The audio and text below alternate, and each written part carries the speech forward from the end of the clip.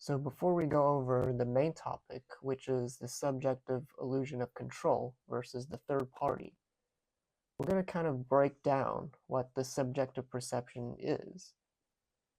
The many versions of the subjective, because the subjective doesn't actually physically exist. It can either be the individual or the collective. So in this case, say that the collective combines into one whole subjective perception here. And that collective itself within it has an id, ego, and superego. And that sort of superego intent is made from an of-group morality as opposed to in-group morality. So if in-group morality is all about preserving order and protecting against free riders and dealing with people who seek to cause chaos and seek to rock the boat, then of-group morality is a recognition of the collective itself. It's not about protecting what's within. It's about recognizing the greed of the collective, the superego or moral critic of the collective. So this sort of guilt mechanism here morphs into what is recognized as climate change, as an object, human-caused climate change, or sort of a manifestation of collective selfishness. And you can see various expressions or versions of the superego anywhere, right? It's the force or the person that says that you cannot have too much fun, and you can't be too wasteful. It's the part of you that says that you have to turn off the air conditioning because it's wasting too much energy. Right? There's a superego mechanism that deals with excess and waste and collective greed. That's kind of directly antithetical to the in-group morality, which is all about preserving the collective from within.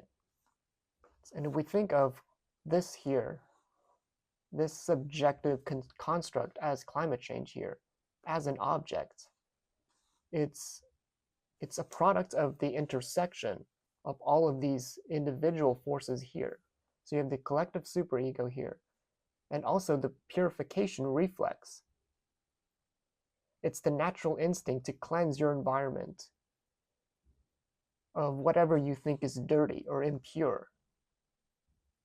So you see whatever you're disgusted with, right? Maybe pollution, maybe prostitution, cheating, or corruption within the government, and you see that object of disgust. There's a sort of reflexive and involuntary mechanism of disgust that's implanted within the subject. So that's also a part of this intersection here, which makes up this object. And then you have, of course, the collectivist versus the individualist, right? That sort of battle, the sort of eternal, constant battle between the collective force and the individualist force, that also combines. It's a part force in this entire construct here. And that battle kind of takes place as this object, with this as a prop, as a backdrop. And finally, this is sort of an existential one. It's the entire collective subject recognizing its own limits and mortality. This here is a kind of way to rage against its own mortality, seeing that it cannot control and it's kind of subject to its external environment that's neutral. And so this is the collective subject's own way of trying to control and explain away its own mortality. And you can see also other versions or examples of this. Purification reflex and sort of superego cleansing mechanism. You see all of these objects here have really nothing to do with survival itself. Meaning that the subject's concern about these objects here is very arbitrary, right? It's more the process. That's the reason why this subject is sort of fascinated with these objects here. These are kind of the props that are used to satisfy this purification reflex here, more than anything. more than the fact that they're dangerous or negative in any way. What's important is that these are being used as part of the subject's purification ritual. So for example, controlling drugs, warning children against smoking, right? Very common and very historical way of trying to control, of that the collective tries to control and purify against deviation and whatever is perceived as impure. Censorship is an obvious way as well for the collective to morally purify, even though it's a very symbolic way. Censoring the usage of language and words has no material effect here. But again, the purification mechanism here is very symbolic. Then again, it's the material aspect of it is more a coincidence that is a sort of give or take for this purification mechanism here. This kind of exists independent of whatever material consequences there are. So it could or could not be associated with any material effects or material impurity, right? Also, if you are a person that's committed some moral wrong, perceived moral wrong, you're going to be shunned by the collective. That's also a purification reflex. Fear of germs and toxins, right? Whatever substance that the subject finds as disgusting or dangerous is going to be very relative, and the fear is going to be very irrational, because this reflex here is involuntary, right? It's imposed on the subject. So even here, even if this fear here is material, it's still just a prop, just like any other object that the subject uses. And this final one here is sort of an existential one. So the subject also feels the need to purify itself existentially, right? And which means the bigger and more conceptual the object, the better. The more it takes on an existential form.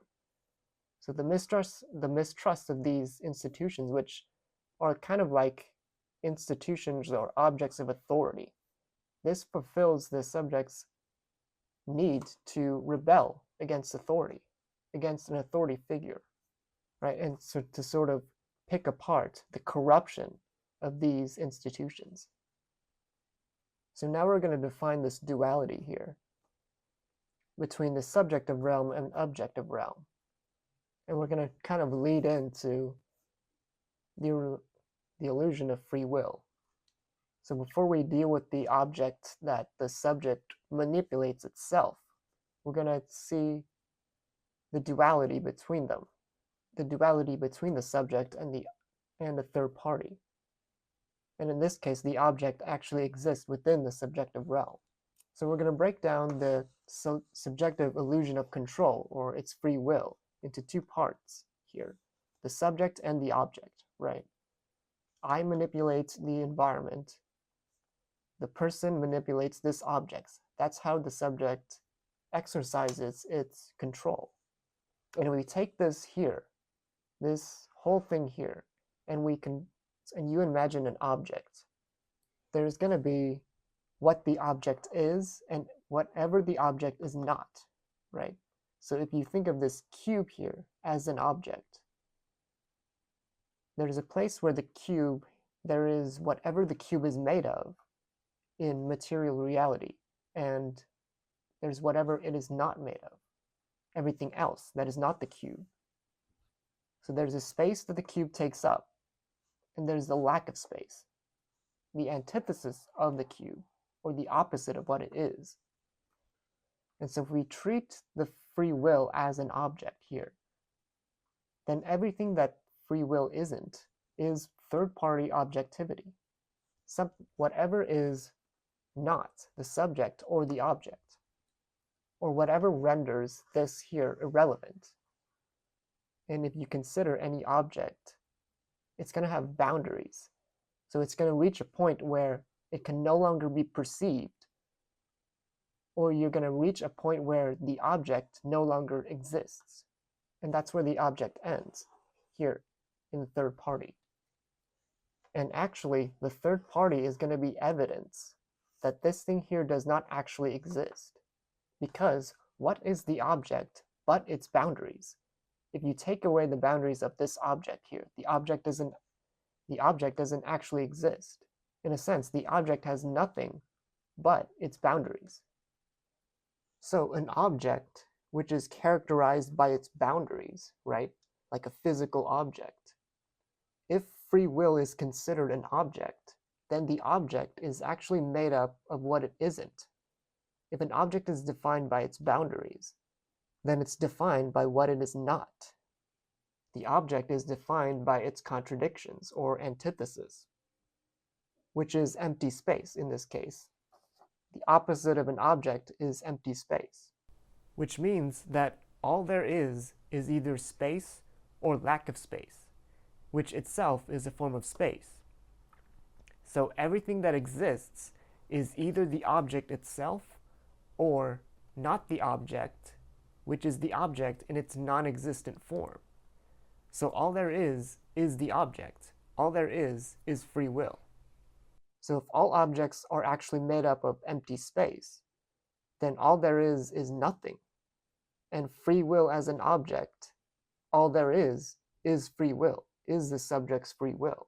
And so the only thing that can break this deadlock here would be the antithesis of this object, this free will as an object, which is objective reality, or the neutral third party. That is not the object, the subject, or the object. So the object, ironically, is actually defined by its lack of space, or by the third party, which means that whatever is here, whatever control, is only an illusion, and it's only events that can be seen as third-party objectivity. It's only activity here. Whatever is happening in this realm here is an illusion, the illusion of the subject's free will. And since the lack of space means that all there is lack of space, that also means that all there is free will, right? It goes full circle. So the only thing that can counter this subjective realm here is the third party objectivity. This here is the only thing that can save the subject from itself, right? Since free will is an object, and all an object is lack of space. All of free will is lack of space, which means that entire reality is free will that can only be countered by what it isn't, or the third party, whatever is independent of the subject and the object. And so the subject thinks that it's affecting reality by manipulating this object, but what's actually happening is only objectivity. All there is objective neutrality. All there is events. And this here is just a story. But whatever is happening within here is subject to this objective reality. And by defining an object here and sort of condensing the objective here into a manageable object, this is the subject's way of achieving some form of predictability over its objective environment. And so the subject becomes so fixated with the object that it mistakes the object for objective reality itself. And so this self-fulfilling cycle here can only be countered by the direct antithesis, which is the objective realm, or whatever is completely independent of whatever this object here is, and the subject. And the subject can define an object as either good or bad, or pure or impure. Then it has some degree of control over what is uncontrollable. By manipulating this object, it can predict what's going to happen. It has actual context, which is important. So in the next part, we're going to cover how the subject's relationship to this imagined object within the subjective realm changes over time. And that's going to be actual proof that this object here doesn't actually exist. Because if it did exist, then it would just be a continuous object. it wouldn't change relative to circumstance.